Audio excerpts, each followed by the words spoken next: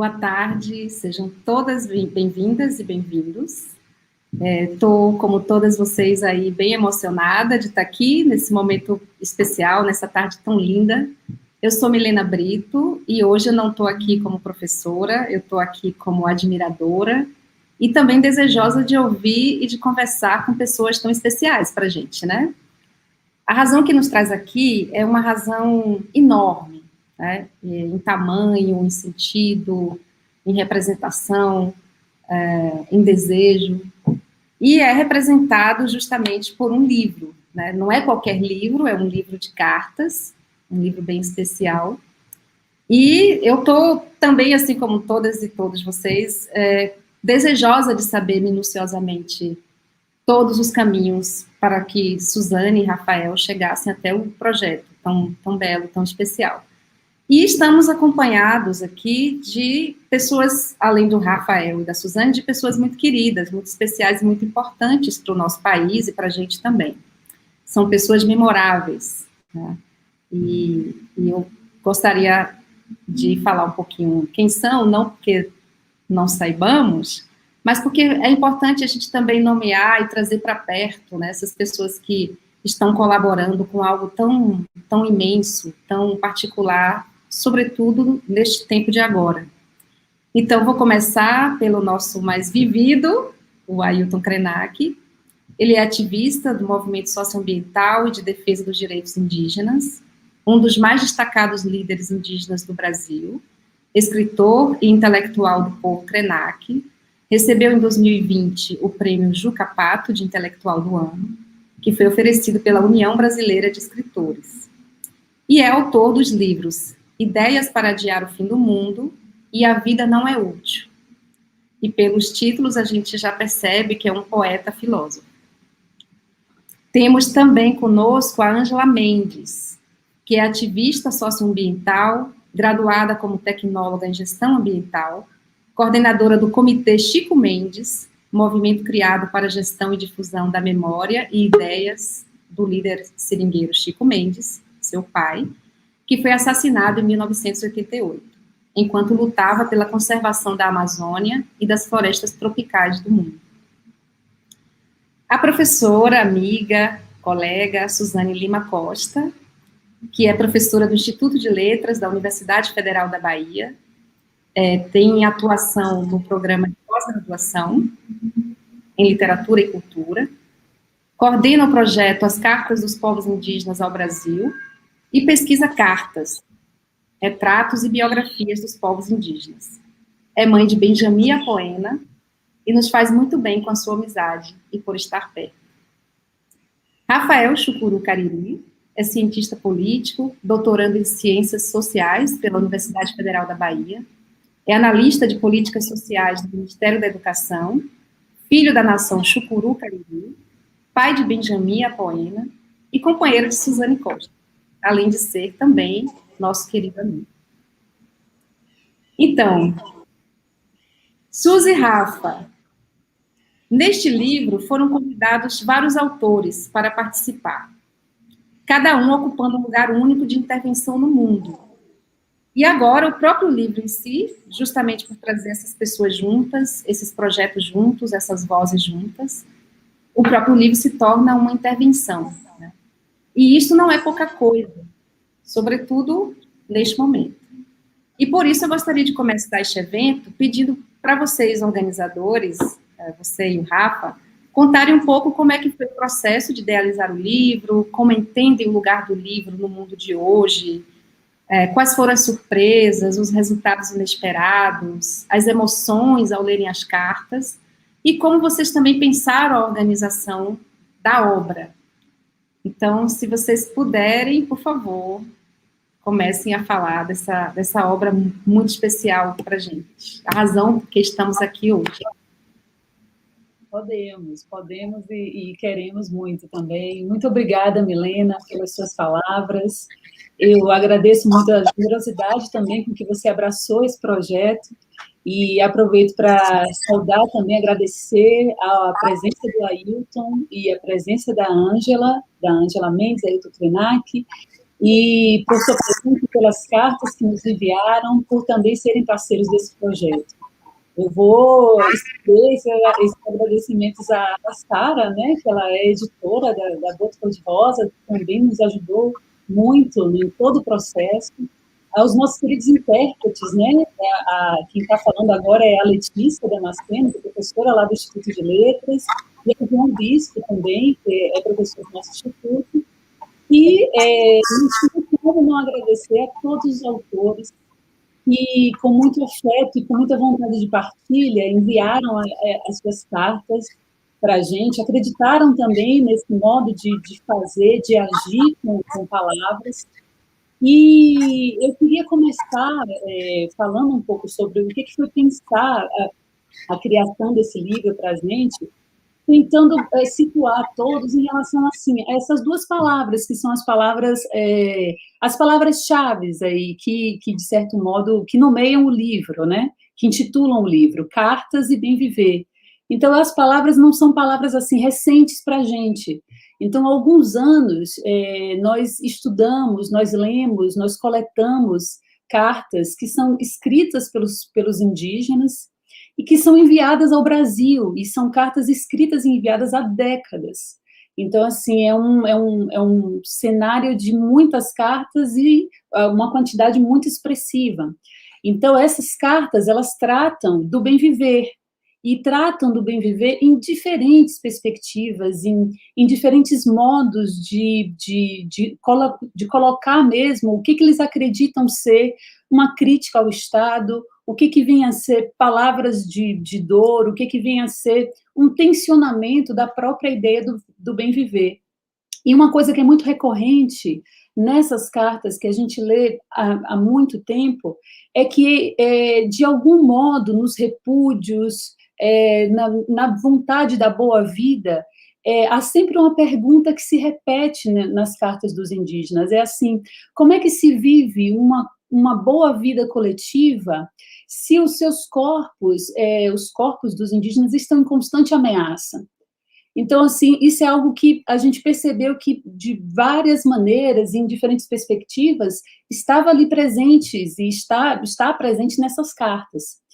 E, assim, com a pandemia, muitos de nós que estamos em uma situação diferente de muitos povos indígenas aldeados, muitos experimentaram o que é o seu corpo ameaçado. O que é essa ameaça, sentir a sua vida sendo ameaçada a todo momento. Então, assim, essa pergunta, que sempre pareceu uma pergunta recorrente só para os indígenas, ou só para grupos minoritários, que a gente sabe nomear muito bem, mulheres, negros e outros grupos. Então, essa pergunta passou a ser uma pergunta para muitos, para outros também. E o livro partiu da necessidade da gente conversar sobre isso, da gente pensar um pouco, esticar essa conversa para diferentes pessoas em diferentes situações, dentro, fora do Brasil, que estão se sentindo sob ameaça, percebem a sua vida numa sensação, né, com essa sensação, através de um tipo de ameaça, uma ameaça viral, né, dentro de uma perspectiva, situando agora no tempo. E a grande questão é que, assim, como é que a gente poderia produzir um modo de dizer sobre isso, de algum modo repetindo esse gesto, que é um gesto que os indígenas fazem, que é escrever cartas quando eles estão depois de um enfrentamento, que isso é uma coisa interessante, a gente até colocou isso na apresentação do livro, a gente explica isso melhor.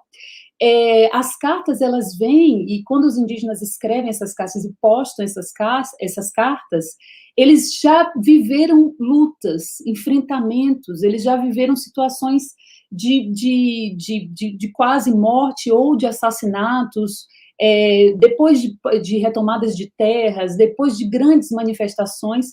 É um momento em que eles param e depois disso vem um exercício de escrever uma carta.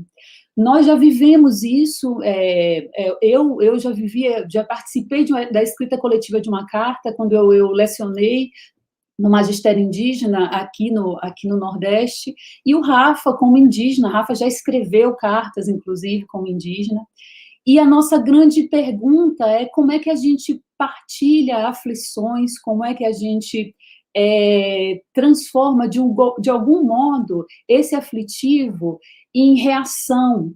E a reação pela palavra, como é que a gente mobiliza utopias pela palavra, o que são essas palavras que constroem imaginário, que constroem modos de ver, modos de pensar, e como a gente pediu, né, para que cada autor escolhesse um interlocutor, foi o primeiro pedido que a gente fez quando a gente pensou no livro, é como você gostaria de conversar, com quem você gostaria de conversar, porque o exercício de escrever uma carta é muito assim, um gênero que é muito um gênero do senta aqui, né?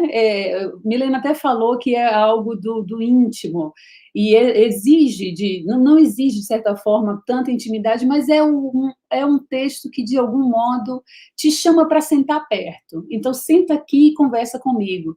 E aí foi muito interessante a gente receber as diversas cartas. Eu não pensei realmente, a gente enviou muitas cartas, muitos pedidos de cartas, foram mais de 100 pedidos. E a gente foi recebendo uma aceitação gigantesca das pessoas, todas queriam falar, todas tinham com quem conversar, e foi uma coisa muito surpresa, bonita, assim, surpreendente, bonita para a gente, porque a gente não esperava. O Rafa vai comentar um pouco também da surpresa mesmo, porque a gente não esperava que as pessoas realmente quisessem conversar com alguém sobre o que seria um bem viver em meio a uma situação de ameaça à vida. Então, assim, é um pouco isso que os indígenas experimentam, e, de certa forma, a gente estava tentando fazer com que o experimento se alargasse para outros. E vocês vão ver isso, que as cartas, no primeiro bloco do livro, primeira sessão de cartas, as cartas são só escritas por indígenas. E nas outras sessões a gente vai vendo que outros parceiros, outros atores, outras figuras aí que estão vivendo as situações que eu descrevi aqui, eles também começam a dizer sobre, e eles sentem essa necessidade em diferentes perspectivas, assim. Foi como a gente foi construindo cada sessão do livro. Aí, Rafa, pode falar um pouquinho também, e aí depois eu falo mais um pouquinho e a gente segue conversando. Esse livro foi um presente, assim, tanto é que o principal sentimento que está muito forte na gente é a gratidão, assim, o agradecimento, né? Todo mundo está organizando, como Suzy falou, Milena, Sara, todos os autores que participaram, em especial aqui, em nome deles, o Ailton, agradecer a Ângela Mendes por estar aqui com a gente.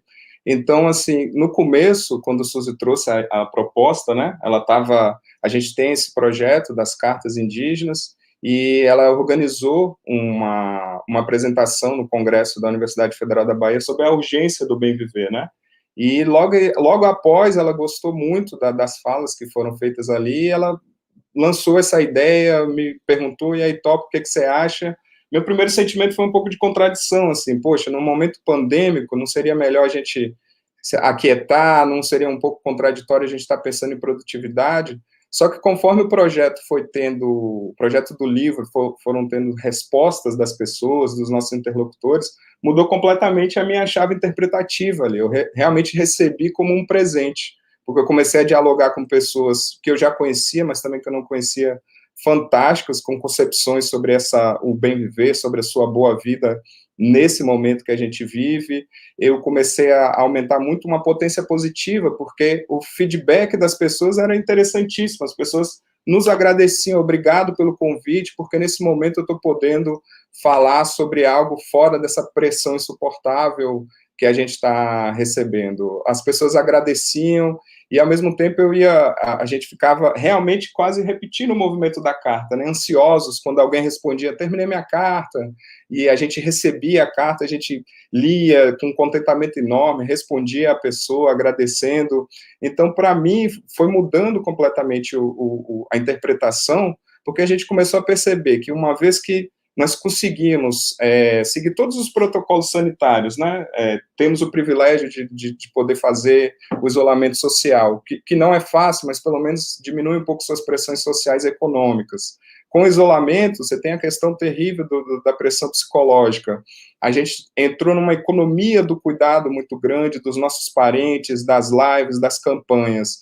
Uma vez que a gente tinha conseguido minimamente seguir esses protocolos, atendendo, auxiliando, enfim, tentando dar uma resposta política e afetiva, o livro começou a ter um outro significado, assim, porque essa é a palavra-chave, eu acho, significado. A gente começou a perceber como diferentes pessoas, antropólogos, filósofos, indígenas, ativistas, professores, enfim, tem um rol maravilhoso, diverso, de autores, estavam significando o seu bem-viver. E é impressionante ver essas pessoas com micro-arranjos, com macro-arranjos, dizendo assim, no momento de ameaça à vida, nós temos aqui propostas de cada um de como ter uma boa vida, assim, principalmente quando ela está sob suspensão, como nesse momento que a gente vive.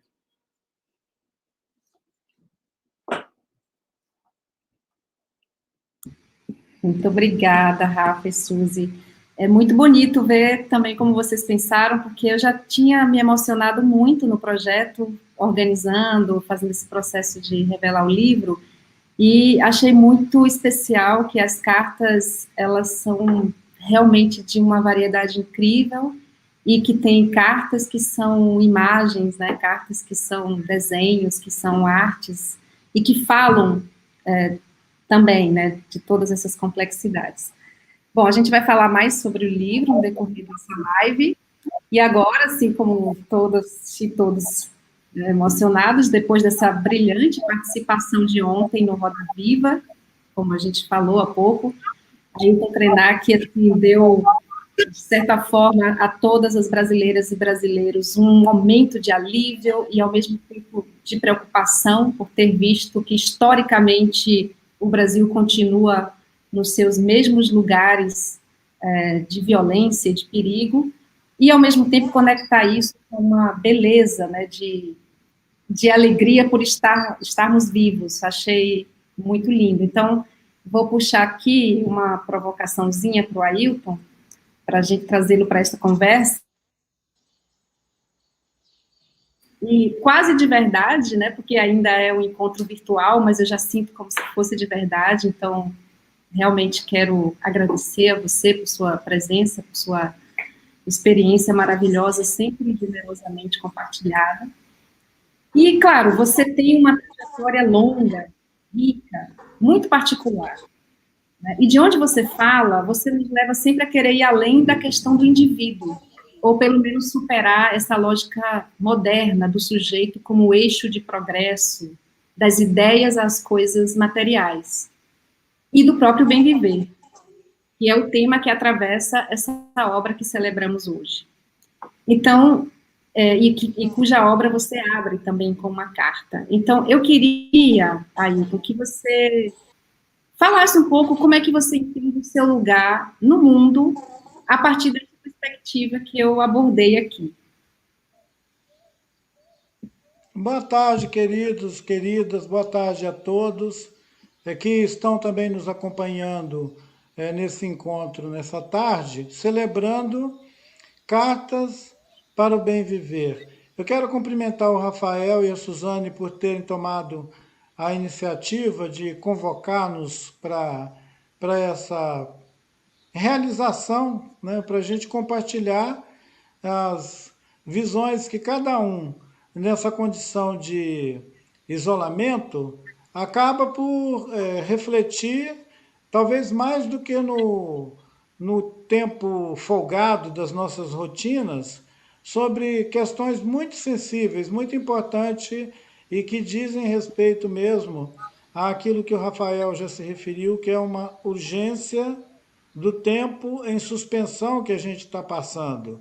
Eu mesmo sinto a necessidade desse contato, dessa comunicação com o mundo e tenho expressado essa realidade íntima publicando, de certa maneira, e fazendo encontros virtuais como esse que nós estamos agora experimentando, que são situações que deixam a gente em comunhão com o mundo, né, ao nosso redor.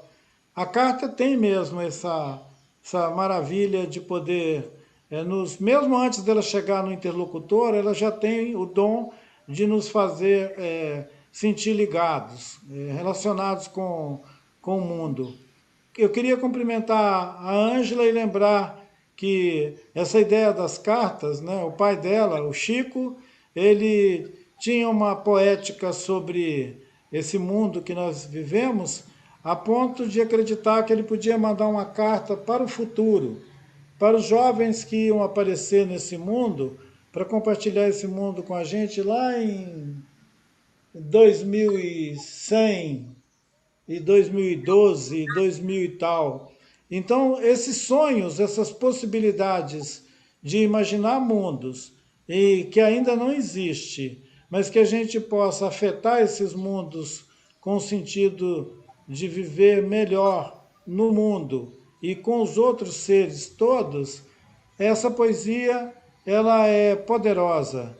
Que bom, Ângela, que nós estamos aqui lembrando, então, o nosso querido Viva Chico Mendes. E o comitê e todo mundo que faz esse trabalho.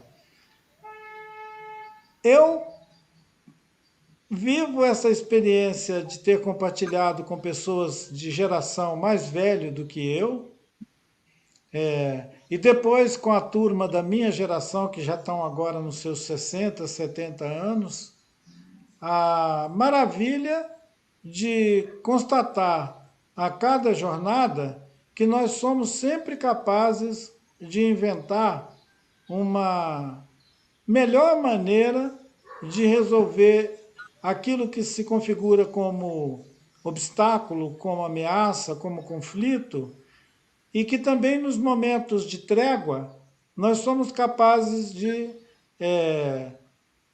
cultivar jardins que tornem de verdade a experiência cotidiana um enriquecimento do ser. Para além da gente produzir coisas, o mundo de fazer coisas, a gente se volta para o mundo de realizar sentidos.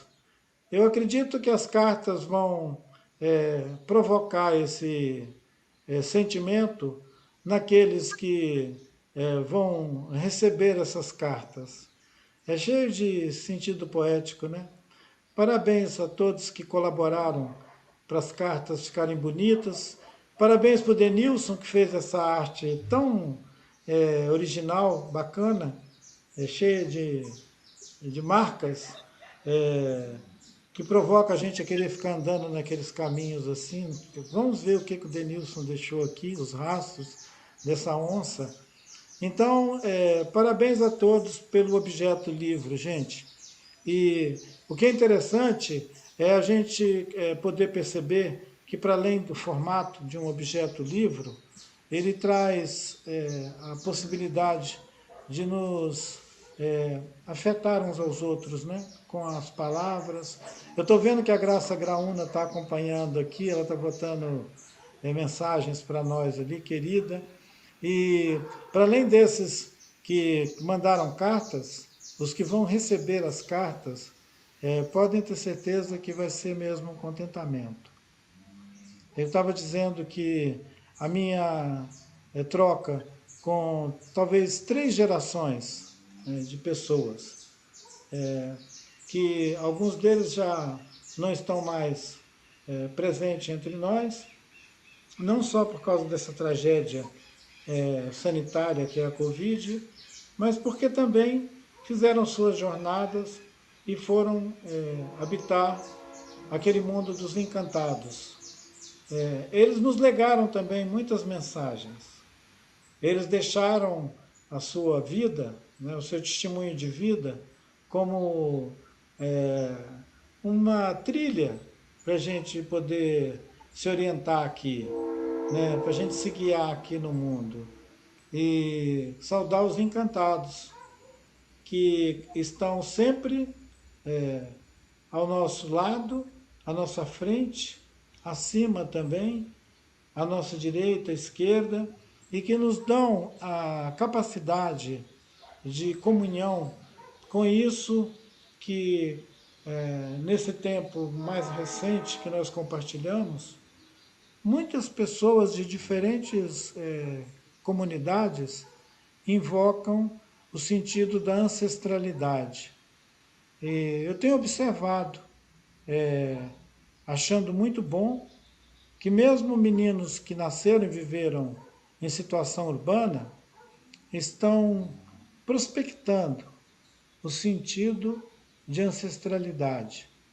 Eu acredito que as cartas vão provocar, vão animar em muitos jovens, principalmente, atinar com a ideia da identidade, da ancestralidade e da possibilidade real que cada pessoa como carrega em si como uma semente essa capacidade de produzir o bem viver.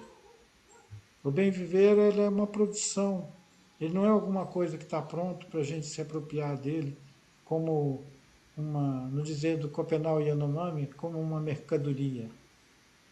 Ele vai exigir doação também de cada um, para que ao nosso redor o mundo seja colaborativo, ele seja acolhedor, que ele estimula a criação de vida. Então, um beijo para todo mundo. Eu estou aqui, eu quero ouvir vocês também. Hereré. Muito obrigada, que emoção, é muito forte ouvir, são palavras muito lúcidas, muito simples, mas elas chegam em lugares muito complexos, muitos nós, então é um alívio, uma alegria poder ter essa conversa hoje com vocês, e ouvir você, Ailton, e também, assim, agora, meio que aproveitando um pouco essa deixa que o Ailton nos deu, eu queria falar um pouco com a Ângela, mas eu queria, assim, que a Ângela comentasse um pouco essa relação tão complexa, né, que é unir memória, tragédia e luta, porque mais de 30 anos se passaram do assassinato de Chico Mendes, e você se vê lutando e refletindo sobre pautas muito parecidas, né, ou seja, passaram-se 30 anos e as coisas parecem se embolar de modo cada vez mais difícil de se desembolar, né, por culpa de pessoas que nos governam ou nos desgovernam. Então, Ângela, eu queria que você falasse um pouco dessas condições políticas que permeiam, na verdade, a sua atuação, falasse um pouco da sua história particular e esse acionamento da sua memória e da sua história a partir do seu lugar de intervenção hoje. E muito obrigada também por estar aqui conosco. Eu me emocionei muito com sua carta também. Nada, eu que, na verdade, agradeço aí o convite que o Rafael me fez para participar desse projeto tão bonito assim, né? De repente, o Rafael entrou em contato comigo e colocou essa ideia assim, no momento, né, muito, acho que em que a gente precisava, né, dessa inspiração e que a gente precisava dar esse suspiro, assim, que foi quase no início dessa pandemia, né? E aí, e agradecer a equipe também, todas vocês, e é um grande prazer estar mais uma vez aqui com a Ailton. Ontem eu fui dormir mais tarde do que o meu habitual para poder assistir o Roda Viva, porque ele sempre nos inspira e nos ensina muito, né? E mergulhar nessas cartas, né, foi muito... Sempre é muito enriquecedor, e muito emocional, mexe muito com o meu emocional, porque eu volto às minhas raízes, né? Porque a minha história, na verdade, com o meu pai, eu vivo ela através também, né, das cartas, mas dos livros, né, do que é publicado sobre ele, porque, na verdade, né, nós estivemos separados por muito tempo fisicamente, e só voltamos a nos reencontrar já próximo, né, do assassinato dele.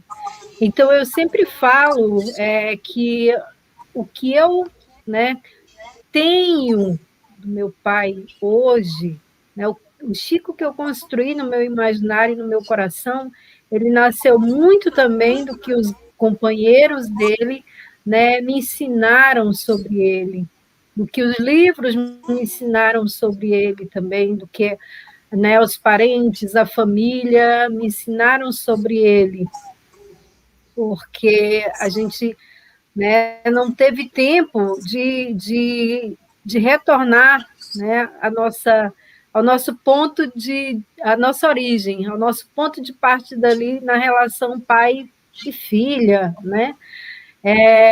E a gente estava retomando, né, muito recentemente esse laço tão forte que nos unia ao ponto de que hoje, né, eu mesmo tendo vivido essa vida de distâncias entre aquilo que eu de fato era, né, eu estou aqui hoje, né? Então eu meio que botei tudo isso debaixo do braço, entendi qual era o meu papel e o meu compromisso, né, com o meu DNA, com a minha história, com a minha essência, né? E estou aqui. Meu pai era um cara também que gostava muito de escrever. O Ailton falou muito bem isso, né?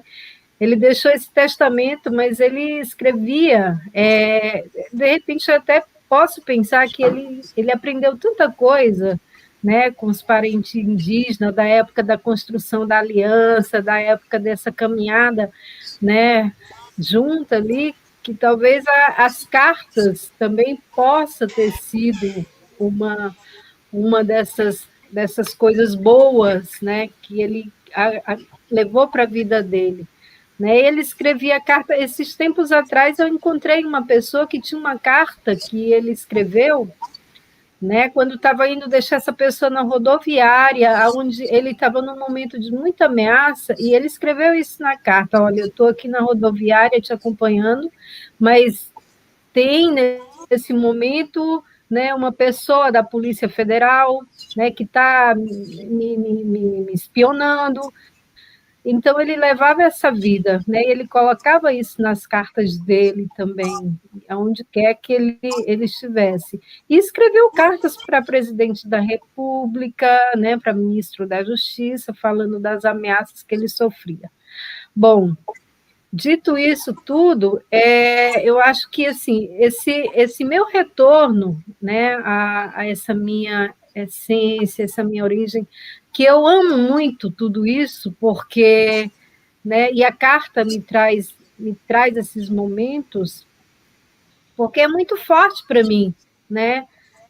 Eu entrei num caminho, quer dizer, eu vivi a minha vida toda fora dessa realidade, né? E eu me aproximo dela no momento em que eu perco a minha grande referência, né? Que foi o meu pai. Mas o que eu faço? Eu me cerco dessas lembranças, eu me cerco dessas memórias, né? De toda essa história para poder construir o meu caminho a partir dali. E o meu caminho, ele segue, né? Mas não se desliga em nenhum momento dessa história, né? E aí a gente sempre fala aqui, olha, é questão de sangue, está no sangue, né?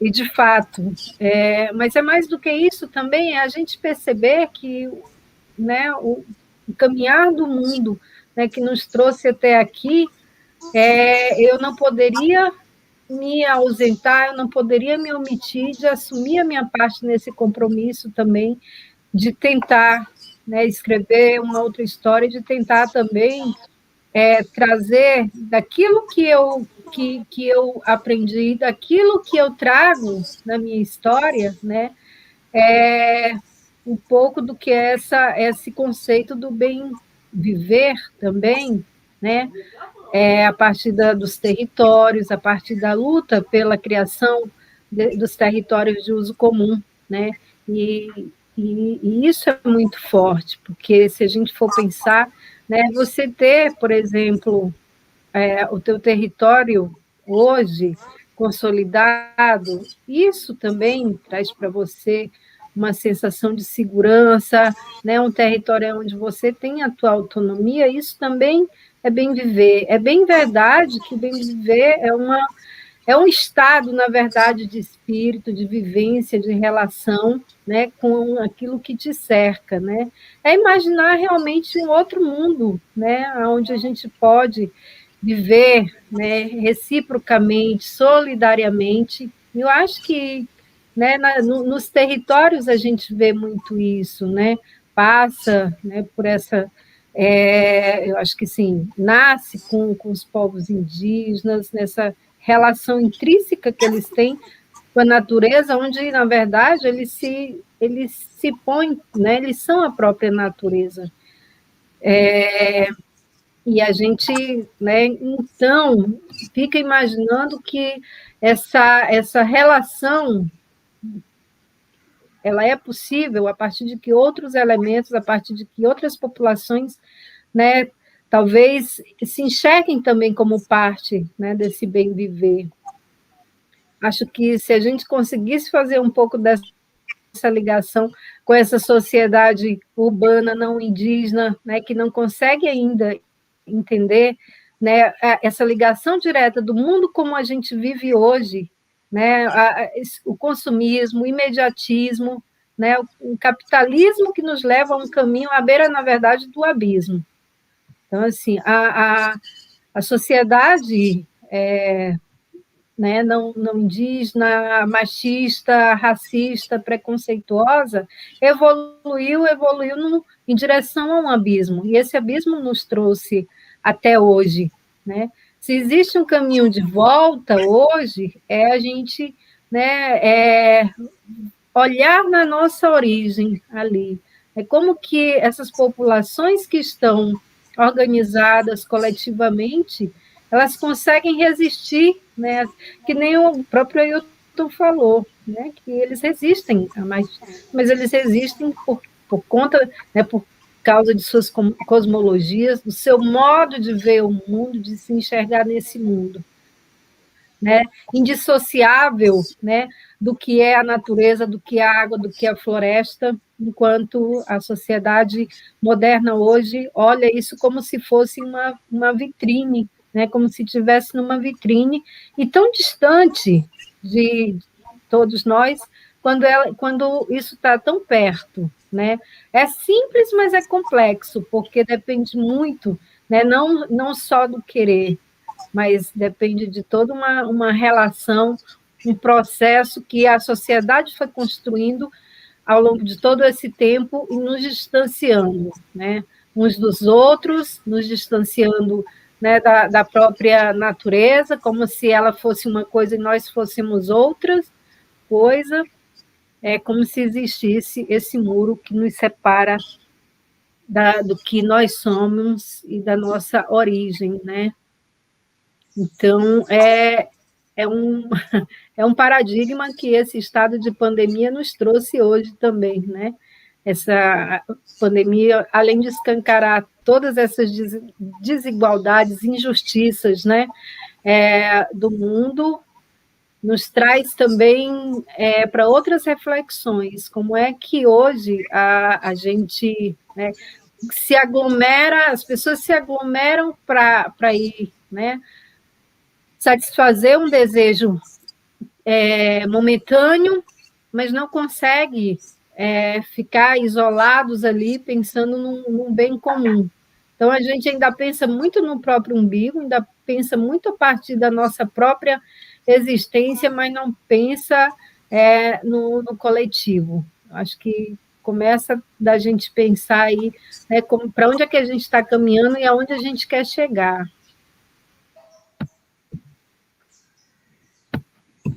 Muito obrigada, Ângela. Que coisa, que sorte a gente está podendo ter nesse momento de pandemia, né, contando com a tecnologia. Sorte e azar também, porque ouvindo assim vocês hoje, eu fiquei pensando, né, o mundo era para ter se direcionado para um mundo muito melhor, né, pensando assim que essas lutas, elas são tão antigas, elas têm mais de 500 anos, depois a gente já percebe que as transformações, elas aconteceram de fato, né, mas existe algum problema com aqueles que estão de um lado da história, né, que continuam querendo narrar a história, é sempre o problema do mesmo lado, não importa se a representação seja através do império colonial, dos impérios capitalistas, mas a gente consegue ver que é sempre do mesmo lado, é como o próprio Ailton Krenak falava ontem, né, sobre essa dificuldade de aceitarem um mundo plural.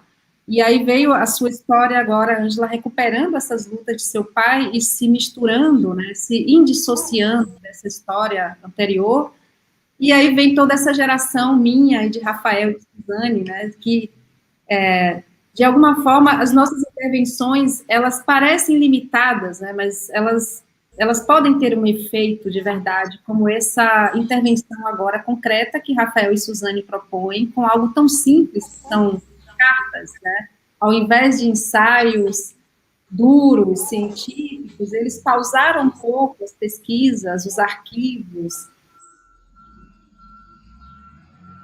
voltarem para essas relações humanas que são possíveis hoje. Então, ao mesmo tempo que eu lamento que a nossa geração tenha que participar de tanto horror, ao invés de oferecer um mundo melhor para os solitários, ao mesmo tempo que eu lamento isso, eu também agradeço por vocês terem essas histórias para alimentar essas lutas que podem impulsionar o nosso desejo aí de fazer algo. Então, pensando nisso, e aproveitando que várias autoras e autores estão aqui na audiência, eu queria que esse segundo momento da nossa conversa agora fosse especificamente sobre cartas. E aí eu vou pedir a Suzy e a Rafa que falem agora não como organizadores, mas como autores. E assim, passando um pouquinho pelas cartas de vocês, né, a carta do Ailton é direcionada para quem quer cantar e dançar para os céus, né? É uma imagem muito incrível, muito maravilhosa para abrir um livro, né? Assim, a gente pensa na dança e no canto a partir de uma perspectiva do bem viver, ou de bem viver, de desejo, e a gente tem vontade mesmo, no meio da pandemia, e cantar mais e mais, para que ele fique segurado um pouquinho lá, porque tá difícil, né, de respirar. E a carta de Ângela, a carta justamente para o Chico Mendes, para o pai dela, né? Uma carta muito forte também, muito bonita. A carta de Rafael é a carta para o seu filho, né? É uma carta que fala do Rafael, mas também fala das situações que burocratizam o ser que chega nesse mundo que, enfim, né, não foi escolhido, e que tem que ser acolhido, e aí a dificuldade de um pai para ainda trazer a identidade e recuperar a sua história ancestral, para oferecer isso para um filho. E a carta de Suzane, que é uma carta para quem ainda escreve cartas, né, acionando esse lugar, assim, o que é escrever carta, o que é pausar no mundo de hoje, o que é pensar de si para o outro. Então, eu queria que vocês, como autores de cartas, falassem um pouquinho como foi receber o convite, no caso de Ângela e do Ailton, como foi para vocês receber o convite, pensar intimamente e pensar também no que tiveram vontade de oferecer, que foi no ano de 2020, né, essas cartas foram escritas em setembro de 2020, e que de 2020 para cá, assim, algumas coisas mudaram, mas as mudanças não foram muitas, assim, na verdade, se posso dizer que mudou em termos do que a gente vive, mudou para pior e não para melhor. E falar um pouco mesmo dessa vontade de falar para alguém, essa vontade de falar para o outro, de falar um pouco para si mesmo, ou a vontade de se escutar falando. Queria que vocês comentassem isso. E para a Suzy e Rafa, que não foram convidados, né, mas que se colocaram, assim, eu queria dizer também da minha admiração por vocês, de também desejarem se colocarem ali como sujeitos que escrevem cartas, porque podiam não ter se colocado e não teria nenhum sentido também, né, pela ideia do livro, mas ao mesmo tempo vocês ofereceram algo que é muito profundo, né, para a gente entender assim, quem é que quem é que pesquisa na academia, né? Que academias existem? Porque a gente está sempre batendo na academia, batendo. Como é que vocês conseguem integrar esses aspectos, no caso de Rafael, né? Trazer toda a sua ancestralidade, trazer o seu povo para a sua prática e construir algo que ele quer falar para o filho que não pode ler a carta ainda. E no caso de Suzane, parando para falar do meio. É o meio, a carta é um meio, e ela trabalha com esse meio. E aí, o que vocês teriam a dizer como autores? Pode começar dessa vez por Ailton, aí depois a Ângela, e depois Rafa e a Suzy. Milena, eu sei que eu estou sendo convidado para falar de cartas, mas me deu o desejo de ressaltar na fala da Ângela uma beleza que pode ficar invisível, que é o fato de o nosso querido Chico ter antecipado a ideia de território como lugar da experiência de bem viver. Ele antecipou isso quando ele se perguntava: o INCRA tinha um projeto de colonização, né? O Estado brasileiro tinha um projeto de colonização para aquela região, era uma região que estava percebida já pelo governo brasileiro como uma região de potencial conflito de fronteira. Podia acontecer alguma coisa como o que acontecia lá no Bico do Papagaio, onde a matança de trabalhadores que viviam no campo por latifundiários que estavam tomando terra, o Estado viu que aquela coisa podia virar também ali para aquela região do Acre, né? Chapuri, aquela região onde vivem os nossos parentes Runiquim, os Euanauá, e aquela Serra do Divisor, aquele território ali que era imaginado como uma grande área de domínio dos seringais. A atividade econômica do seringal estava caindo e alguém ia entrar ali. O Chico teve a sabedoria, a capacidade de pensar: nós não queremos que essas terras virem lote, porque a opção que o Estado tinha era criar os lotes de 100 hectares, que já tinha sido distribuído em Rondônia e que mostrou-se insuficiente para lidar com o conflito fundiário.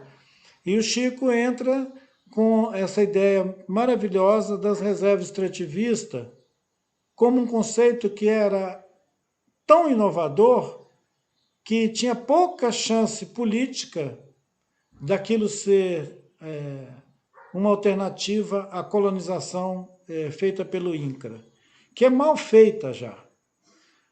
Mas foi tão maravilhoso que ele antecipou esse presente para que a Ângela, os filhos e os netos pudessem experimentar essa realidade.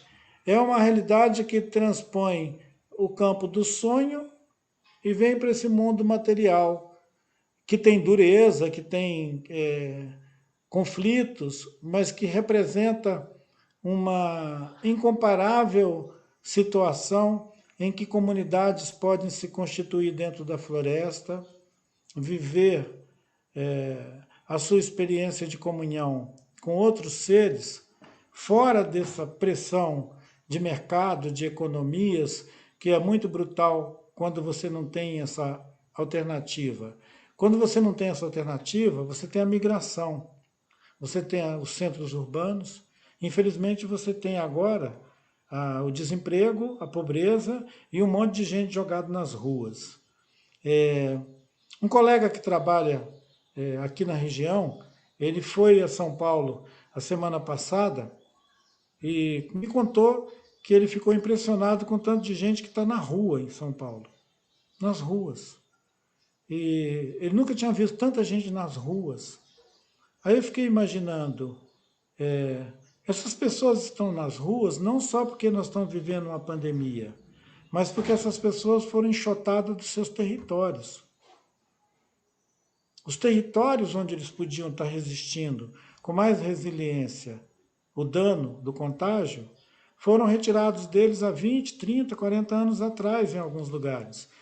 E é 3, 4 décadas atrás que se configurou no conjunto das questões de território no Brasil essa maravilhosa configuração das reservas extrativistas, dos territórios que podem ser habitados, porque tinha uma ideia de conservar a natureza sem gente lá dentro.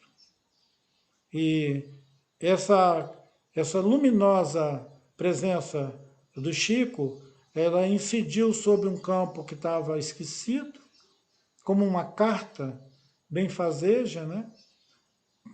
Pousou sobre aquele mundo, e agora a gente tem centenas de áreas que são reservas de desenvolvimento sustentável, reservas extrativistas, territórios que compartilham a vida de comunidades humanas lá dentro, e apesar de toda a violência política que tem ao redor, aquilo é uma garantia inalienável, assim como os territórios dos povos originários se constituem numa garantia inalienável.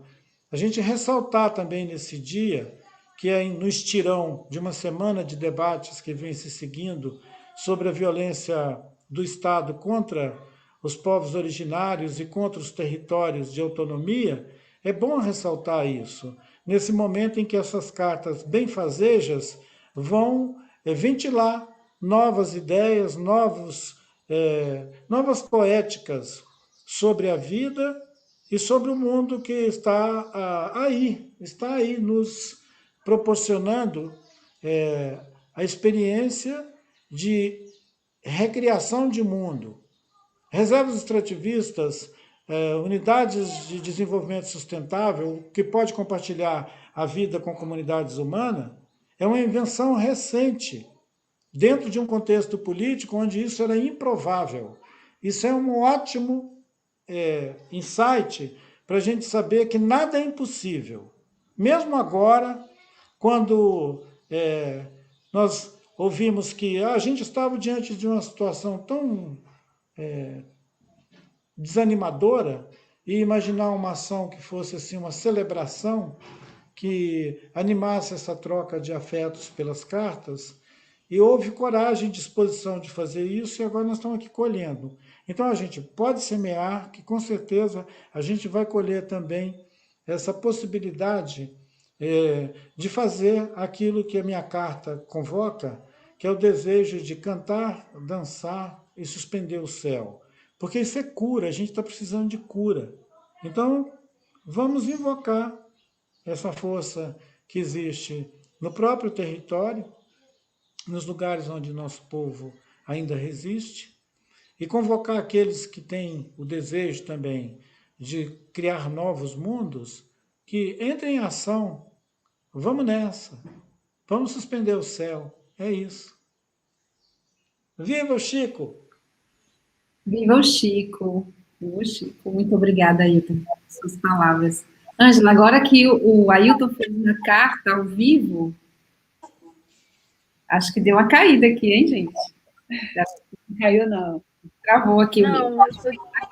Agora que o Ailton fez uma carta ao vivo para o Chico, que não está mais aqui, eu quero passar a palavra, então, para a Ângela, para complementar essa viagem aí, essa trajetória e essa celebração de podermos, ainda assim, colaborar com esperança, né? Para que o futuro seja um pouco melhor do que a gente está agora.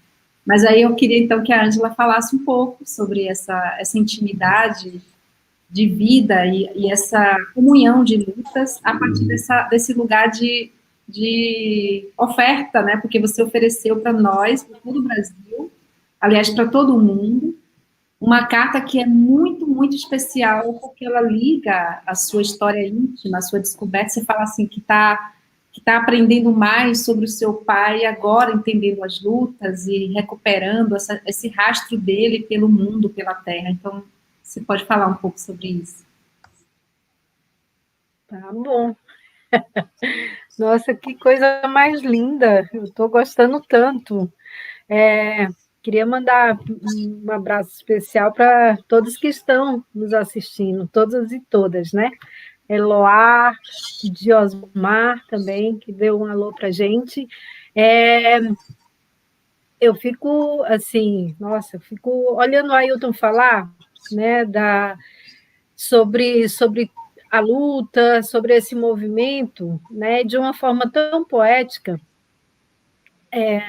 Acho que a minha proximidade, assim, essa carta, ela para mim, ela é também um momento de reencontro, né, de reencontro com as minhas, com toda essa necessidade que eu trago, né, de estar conversando, de estar aprendendo mais sobre o Chico, né? E eu falo assim que, na verdade, eu aprendo com ele a cada dia e ele me acompanha, né? Isso é muito forte comigo, né? Porque eu o sinto, né? Próximo de mim. E quando eu escrevo essa carta, e em outros momentos também, né, isso para mim é bom, porque eu me sinto ainda mais parte dessa luta e mais parte desse movimento, que de alguma forma tenta, né, fazer essa roda girar um pouco mais no sentido contrário do que vem girando hoje. Eu sou mais uma voz, né, que tem se levantado nesse sentido. Não que eu venha, na verdade, eu acho que, embora eu tenha tido todo né, esse momento né, de aprendizado, de acompanhamento um pouco mais à distância, que, na verdade, eu acompanhava muito a luta do meu pai através mesmo da imprensa, mas eu acho que o mundo, as necessidades do mundo hoje são essas, estão postas, a gente precisa escolher um lado, né? E mesmo que talvez eu não tivesse essa, né, a história da minha vida, né, ligada a essa questão, a essa luta mesmo, eu acho que nós, enquanto, né, seres que estamos aqui, né, nesse planeta tentando evoluir, a gente não pode deixar de reconhecer o nosso compromisso com o que está acontecendo e o nosso lado nessa luta, assim. Então, cada vez que eu falo, cada vez que eu remeto, cada vez que eu digo, meu pai, você me ensinou muita coisa, porque ele deixou muita coisa, né? E ele foi muito visionário. Então, eu sigo nessa linha, sabe? Eu sigo acreditando muito que a educação, ela é transformadora, como ele pensava há mais de 30 anos, né? Quando eles pensaram, ele, Maria Alegrete, né, e outras pessoas, companheiros e companheiras, Vinho Marques, pensaram um projeto seringueiro, assim, né, como uma forma de libertar os seringueiros ali do jugo do patrão, né? A educação é isso também, nos faz pensar outras, né, de outras formas de olhar a nossa própria realidade. O conceito que o Ailton traz do território, né, hoje, para essas populações, né, ter um território consolidado é uma tranquilidade, porque, né, eles, principalmente as reservas extrativistas, trazem isso muito forte, né, de você hoje ter a garantia de vida, né? Hoje você tem a garantia de que não vai ser expulso da tua área, da tua colocação, da tua casa, né? Já uma forma de encarar a vida né, com otimismo, de achar que tudo, né, pode vir a dar certo, porque eu estou aqui, o meu território está garantido, minha família está aqui eu vou produzir, então vai dar tudo certo, né? Logicamente que aí não depende só da vontade, depende das condições que um Estado, né, também te oferece, que ultimamente isso não tem acontecido muito. Então, acho que isso você acaba, né, fazendo, muitas das vezes, com que, por exemplo, esse momento de pandemia, por mais que tenha nos trago assim, tristezas, angústias, mas elas fazem, esse momento faz emergir também, né, outras questões, né? O resgate, por exemplo, da nossa ancestralidade, como falou Ailton, resgate da nossa história, o resgate, né, da nossa cultura, das formas como nós nos organizávamos lá atrás, né, as comunidades extrativistas, muitas foram impactadas nesse momento de pandemia, foram porque existe, né, um fluir de ir e de vir, né, onde mais as pessoas estavam indo, né, para as reservas extrativistas, ali para os territórios, né, mas lá com o seu modo de vida tradicional, a sua relação com o seu território, com suas coisas ali, com sua, né, com sua história, com seu local, que é mais do que um local físico, mantém essas pessoas, né, protegidas, mas a pessoa pega, vai lá, né, vai lá no território, leva a contaminação, tudo bem, mas é a partir desse olhar, né, que a gente entende, né, que as garantias mínimas de políticas públicas, mas, acima de tudo, de vida, né, traz um bem-estar e, de certa forma, um bem-viver, porque a gente sabe que é muito mais que isso, né, são muitos os aspectos, mas esse aspecto inicial que o Ailton traz tão bem, né, de estar tranquilo no seu lugar com a sua família, isso não tem preço. E é isso, eu construí essa minha história, né, que tem origem ali nessa minha raiz, assim, de filha do Chico, mas que, para além disso, eu me vejo no mundo, e eu percebo que esse mundo, como ele está, ele não é possível, e eu tenho que me movimentar, né, para que isso, para que eu possa contribuir, de certa forma, em dar um rumo, né, que eu acho que talvez seja o rumo possível. E a gente procura esse rumo possível, percebe que, por exemplo, o status, né, o sistema estabelecido hoje nunca foi capaz de nos proporcionar, né, algo que pudesse nos dizer que estávamos próximos ali dessa experiência, né, de sociedade, de coletividade, que possa, né, dizer que estamos vivendo bem, que estamos bem vivendo, né, nessa relação cósmica, porque não sou eu, não é você, não é o meu vizinho, né? Se a gente não entender qual é a composição, né, o respeito que a gente tem que ter também pelos animais, né, por todos os seres vivos. Isso é um conjunto de coisa, né? Então, acho que o bem viver é tão ao contrário do que a gente está vivendo hoje, né? Que assim, é uma distância assim, enorme, né? Do que a gente pensa que pode ser a sociedade ideal para a sociedade que a gente tem hoje. E é um caminho, assim, cheio de coisas aí e tal, mas é como o Ailton falou, tem tempo da gente, né? Se a gente se predispõe, né, a se juntar a quem já está aí há tanto tempo, né, que não sou eu, mas é o Ailton, os povos indígenas que estão aí em eterna mobilização, né? E são, assim, têm demonstrado que está na luta, que está eternamente ali sob ameaça, me parece que é isso que mantém eles vivos por mais de 500 anos, né?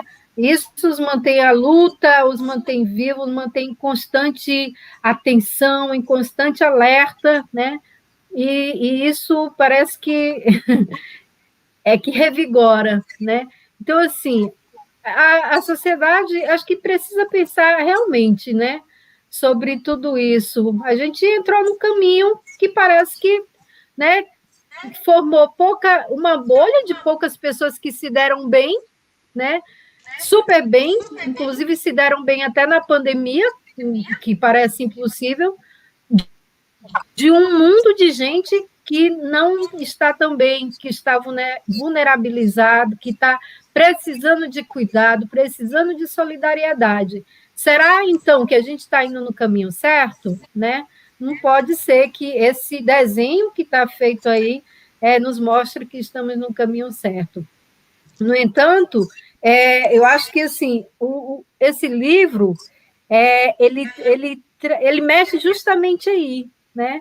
Que a gente acaba percebendo que é possível, tem aqui uma receita, né? De forma poética, de forma lúdica, mas onde as pessoas estão apontando um caminho, né? Cada um escrevendo uma carta para, né? Para uma pessoa, para uma situação, mas que está ali apontando o caminho. É uma dança cósmica, né, de celebração à vida, né? É uma carta que fala dos aprendizados, onde eu aprendo a ser uma pessoa melhor, onde eu aprendo que a minha luta ela vai ter um impacto positivo, né, no mundo. É uma carta que inspira também, né? Porque a gente tem falado tanto de pandemia, de angústia, de não sei o quê, de repente, ter uma live, por exemplo, na tarde de hoje, que traz esperança, que traz, né, esse respirar, e aí um convite do Ailton para se juntar, para se somar à luta, a transformar essa realidade. Eu acho que o momento é agora, não é amanhã, não é no futuro. Eu acho que o momento é agora. O meu pai escreveu essa carta onde ele fala, né, da revolução socialista que os jovens fariam e que ia fazer aniversário em 2120. Então, a gente tem aí, aniversário de 1 ano, de 100 anos, né? O tempo está aberto para a gente fazer essa revolução. Né? Os jovens do mundo todo estão fazendo a sua parte nessa revolução. Quando eu vejo a Greta confrontando aí, né, esse sistema que está colocado, ela não está nem aí, ela diz, porque é o que ela sente. Né? E eu acho que a juventude percebe muito essas coisas, porque elas já pegaram tudo no momento em que está muito claro, né, o que a gente trouxe até aqui, porque a forma como nós conduzimos o mundo até aqui, né? Então, ela entende, e os outros jovens dos outros movimentos, porque eu acho que nos últimos anos surgiram tantos movimentos de jovens, né, que estão aí, que estão na luta já, e que têm ações revolucionárias ao redor de todo mundo, né? E que eu acho que, sim, então, aí, a gente está aqui para dar o apoio, dar o suporte, né? Mas, assim, é muito bonito de se ver como a juventude tem percebido, né, que o mundo precisa mudar. Eu acho que é por aí mesmo. Vamos, né, foram mais de 500 anos que essa sociedade brasileira, né, escravizada, colonizada, ainda não conseguiu, né, se liberar desses grilhões, mas eu acho que a gente começa a perceber, a partir de uma nova geração, né, que isso, de fato, está ficando para trás. Quem sabe essa construção aí que nos levou em 500 anos a nos manter eternamente amarrados, né, nesse padrão, né, de capitalista, nesse padrão, né, extremamente como eu posso dizer, é isso mesmo, colonizador, né? Não tem outra palavra que defina melhor, e como a gente, né, tem nesse momento aproveitado desse cenário, dessa conjuntura, talvez, para pensar, para refletir outros mundos possíveis. Eu acho que tudo isso está muito ligado, sabe? Esse momento de pandemia, a carta, né? E essas profundas reflexões, esse movimento que a juventude vem fazendo, né? Toda essa movimentação também que os povos indígenas, a partir também da luta pelos seus direitos, têm feito, tem trazido uma luz para o mundo, né?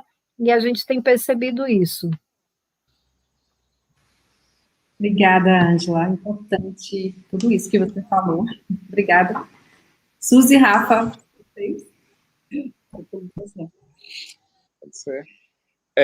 Nossa, é lindo, né, ouvir o Ailton e a Ângela, que a gente escuta balançando a cabeça, assim, em concordância, em reflexão. Então, dá para a gente já ter uma noção o quanto esse livro também eu garanto para vocês que vocês vão, em vez de balançar a cabeça, vocês vão ler, levantando a cabeça, respirando um pouco, pensando, porque, como o Ailton colocou, é um encontro, assim, muito bonito de quem escreveu essa carta, como a Ângela muito bem colocou, escreveu também com muita potência, assim, refletindo o pessoal, e o pessoal aí está dizendo do político, está dizendo do social, está dizendo do que a gente vive, e esse destinatário aí, que é uma pessoa, um coletivo, diferentes autores para diferentes destinatários também vão receber com muita alegria e com certeza vão, como a gente está balançando a cabeça aqui ouvindo, o Ailton e a Ângela vão também levantar a cabeça lendo essas cartas, né? Desde da capa, o Ailton falou do nosso parente, amigo brilhante, o Denício Banil, que já te coloca ali numa intertextualidade, numa reflexão, você realmente está caçando ali o que é essa ideia de bem viver, o que esses autores estão falando. Eu não vou entrar mais no livro, porque a gente, né, Suzy vai falar um pouco mais sobre isso depois, vamos fazer outras lives de lançamento com outros autores, mas está muito bonito, porque a proposta foi um pouco do que eu tentei trazer para a minha carta, né? Quando eu fui escrever, eu pensei muito que, por formação profissional, eu sou cientista político e sou analista de um ministério federal, eu fico muito com essa ideia de objetivar as coisas, né? O tempo todo a gente tem, deixa eu ver quais são os dados, deixa eu ver como é que é a melhor forma de avaliar a política, e é muito difícil você fazer isso num momento pandêmico, é difícil fazer enquanto indígena, porque você se sente o tempo todo saindo do seu próprio corpo, porque você perde essa felicidade, você perde essas outras características do corpo, né? Para pensar questões tão importantes. Mas nesse momento da pandemia também é muito difícil, porque os dados são muito opressores, ficar vendo o noticiário e ficar acompanhando o desgoverno das ações, no duplo sentido, tanto das ações governamentais quanto a ideia de um desgoverno mesmo. Então, isso tudo causa uma dificuldade de falar de assuntos muito potentes, causa uma dificuldade da gente significar esse momento se a gente fica só nessa objetividade. Então, eu senti que eu queria falar de uma situação que eu vivi, estava muito relacionada com uma boa vida, que eu poderia falar de uma outra forma que não fosse só essa objetividade, pretensa objetividade da minha formação profissional. Por isso o convite, assim, o projeto de Suzy foi tão encantador, porque eu decidi, eu vou contar para o nosso filho, nosso Apoena, como foi registrar o nome dele. Então, quando ele nasceu, eu fui, como todos os pais e mães, né, no Brasil fazem, na primeira semana eu me dirigi a um cartório para fazer um registro, e eu fiquei muito impactado com a situação, porque me negaram. E olha que a gente usou, né, quase um aportuguesamento do nome Arropoenge, que é o Apoena. Então, a gente achou até que fosse um facilitador. E ele tem outros nomes em português, e todos esses foram aceitos de forma tranquila, mas o pessoal do cartório simplesmente disse, olha, não pode colocar, porque no Brasil, as coisas que a gente escuta há muitos anos, né, no Brasil só se fala português, no Brasil isso não é sobrenome, não é nome, ele vai ser vítima de chacota, isso não é permitido, foi isso que me disseram. E a contradição disso, né, eu estou em Salvador, a primeira capital estatal, né, mais perto de uma organização de Estado, a terra dos tupinambás, pelo menos os primeiros relatos dos indígenas são daqui, e mais de 520 anos depois, a história se repete com uma negação do mais básico, assim. Eu não vou contar o final da história, se eu conseguir, se eu não conseguir, vocês vão ver isso no livro, na carta. Vocês podem acompanhar o final, mas o que eu quis dialogar com o nosso filho, que é ainda um bebê, um aninho, era de que hoje, muito belo que a Ângela falou, né? Pensar um outro mundo, e o que o Ailton nos colocou sobre a contradição de que a gente está num tipo de vida que está sempre vislumbrando a grandeza, os grandes atos, esse marketing do sucesso, E eu quis dizer para o meu filho que, olha, você vai ter uma concepção sua do que é uma boa vida, mas na nossa ancestralidade, naquilo que a gente pode te passar, essa boa vida, ela precisa de muita luta, a gente precisa de muito empenho, mas ela está falando de coisas muito simples.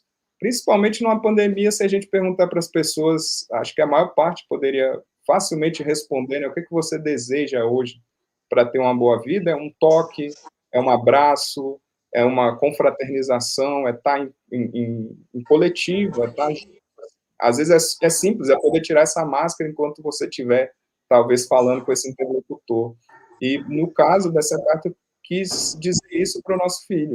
O nosso lhe garantir dessa mensagem, dessa ancestralidade de algo simples, é lutar para que, pelo menos, você tenha um nome baseado nessa nossa ancestralidade. Assim. Então, para mim, foi um jeito de dizer de um bem viver muito mais simples daquilo que a gente está hoje tendo, como a Ângela Ailton colocou, como que seria uma boa vida, que não, provavelmente não, né, muito acertadamente, não é uma boa vida, dadas as consequências que a gente está tendo. Né? Então, esses desejos são muito mais simples do que a gente almeja. Então, foi a minha mensagem assim, para o meu filho, e também não é uma mensagem, como toda mensagem pessoal, na verdade, é uma mensagem política, social, de que o bem viver, às vezes, assim, para os povos indígenas, simplesmente ter um nome, né?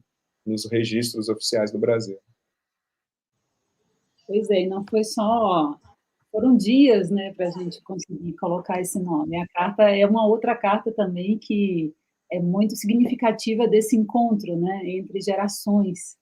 E a minha carta, quando a gente se propôs esse desafio, a gente pensou o seguinte: como organizadores, a gente, algumas pessoas que, inclusive os nomes não estão presentes na coletânea, mas que conversaram muito com a gente, queriam escrever, mas que sentiam que o desafio era muito grande para o momento. E aí foi o que a gente pensou, né? Não, eu acho que a gente também precisa vivenciar isso. O que é, então, escrever essa carta, né? Para a gente que somos leitores desses materiais, que trabalhamos com isso, e a gente se colocou também nesse lugar de construir as nossas cartas. E, assim, a minha carta foi uma carta que eu me voltei para pensar um pouco o que é o gesto de escrever cartas, e como a gente tem uma série de possibilidades de pensar algumas mirações da correspondência, né? O que é estar numa conversa com o outro, e um outro, às vezes, imaginário, um outro fictício, um outro ausente, e o que é se colocar nesse lugar de ser convocado a estar com, a falar com o outro, né? Se colocar na cena da própria escrita. Então, na minha carta, eu falo um pouco sobre ser uma pessoa que ainda escreve cartas.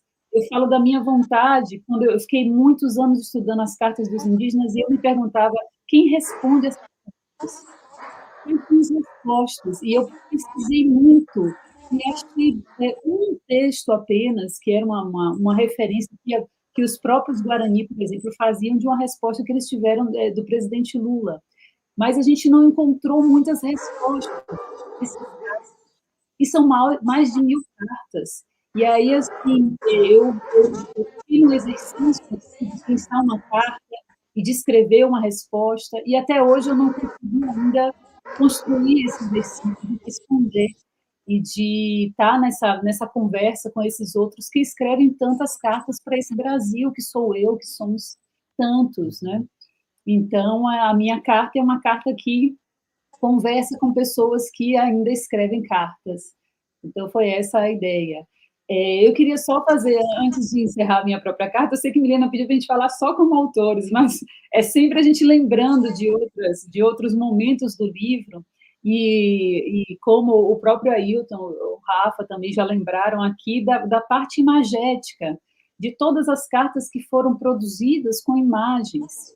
Então, assim, a gente tem a própria a carta do Denilson Baniwa, ele colocou a imagem, e a gente pediu, inclusive, para que a imagem fosse capa do livro, e ele escreveu também uma carta. A gente tem a carta da Arissana Pataxó, que é também uma carta-imagem. A gente tem os sonhaços do Leonardo França, que ele faz os sonhaços a partir da ideia do sonho que o Ailton apresenta, as ideias E aí ele faz os sonhaços, e a gente tem também esse jogo imagético de possibilidades aí no nosso livro, e eu acho que é um livro que realmente coloca tudo que a Ângela e o Ailton trouxeram, e coloca de uma forma muito interessante, porque ele é endereçado. É cada pessoa, uma pessoa, a gente tem pessoas falando com a avó, com o pai, com as filhas, a gente tem uma série de sensibilidades, assim, cartas muito, que você acha que é pessoal, mas não é, porque essas pessoas se colocam na cena coletiva, e do mesmo modo que a gente tem cartas que falam com o tempo, com o futuro, cartas que projetam outras possibilidades de interlocução também. Então, é isso, né? Estamos nesse momento agora de ler tudo isso, partilhar com vocês, porque nós fomos os primeiros leitores dessas cartas todas juntas, e a ideia foi realmente distribuir nessas sessões que vocês vão ver aí no livro. Então, nessa distribuição, a gente tentar um pouco contemplar o dizer de cada um e as diferenças de cada um também. Obrigada, Suzy. Eu vou aproveitar também, a gente já está no adiantado da hora, como dizemos por aqui, então eu vou só aproveitar para agradecer também a Suzane e a Rafael pelo convite de ser uma das organizadoras do exemplar da publicação, e também me convidaram para fazer uma carta, que está lá também. Eu fiquei muito, muito remexida com a possibilidade também de trazer à tona umas histórias muito complexas que se embolam com essas histórias racistas do país, né? A gente está já fartos, todos nós já estamos fartos dos racismos, dos fascismos, de todas essas violências que a gente sofre, e a gente tem muito mais consciência agora, eu acho que por causa da pandemia, desse desejo de cura, desse desejo de convivência, desse desejo de um mundo melhor. A gente está também podendo refletir mais sobre os nossos privilégios, o nosso lugar no mundo, e essa proposta também que vocês trouxeram da gente se vincular, né, vincular o pessoal ao político. Então, é um dos livros mais belos que eu tenho lido. Eu tenho muito orgulho de vocês dois. Tenho também, assim, tenho vontade de dizer, né, assim, se muitos professores, pesquisadores e acadêmicos pudessem parar um pouco para pensar, eu acho que eles entenderiam que há muito a se fazer, e há essa possibilidade, né, de se fazer de uma forma que não é para cumprir o Lattes. Então, eu os parabenizo, é um trabalho muito lindo, é poético. Também tive muita alegria de ver os colegas da UFBA e as colegas, as cartas de todas e de todos que estão ali, de alunas e alunos nossos, de nomes também de fora do Brasil. É uma publicação muito, muito abrangente, e, ao mesmo tempo, todas as cartas leva a gente para um lugar muito único, né, um lugar muito particular. Então, eu só tenho a agradecer a todas, vou também agradecer a essa linda dupla que nos ajudaram, que nos ajudou, né, a levar essas palavras para Libras. Foi, assim, um balé lindo de mãos e de gestos e de expressões faciais. Eu agradeço muito a João Bispo e a Letícia Damasceno, que são professores, por estarem aqui mediando essa conversa para que ela chegue a muito mais pessoas, né, a pessoas surdas, que a gente possa pensar muito mais nessas possibilidades de traduzir a nossa palavra, ou a palavra que a gente leve para quem possa e também para quem não possa, porque tudo que Bolsonaro quer é que a gente não faça o que a gente está fazendo agora. Então, eu os agradeço muito, claro que eu estou emocionada e nervosa e tudo isso, e vou deixar que vocês façam as considerações finais, porque, infelizmente, a gente está bem no limite, né, do nosso tempo. Então, eu aqui só agradeço e passo para a Ailton fazer as considerações finais, logo em seguida a Ângela, e o Rafael e a Suzane podem fechar e convidar todas as pessoas para baixarem o livro que está disponível no site da Livraria Boto Cor-de-Rosa. Obrigada a todas e a todos. Maravilha, queridos. Então, vamos seguindo. Para além da expressão formal das palavras finais, Vamos dar um abraço a todos. Tem muita gente acompanhando a conversa, é maravilhoso poder ver ali um tanto de gente mandando oi, alô para nós todos. E foi um encontro no terreiro, então vamos seguindo. Tem gente que vai tomar chibé, tem outros que vai comer beiju, alguns vão sair para ver o céu. Viva! Boa tarde a todos, parabéns, Rafael, parabéns, Suzane, obrigado, Milena, pelo carinho, acolhida, de cuidar da gente. Ângela, um beijo. E o João, parabéns, João, maravilha.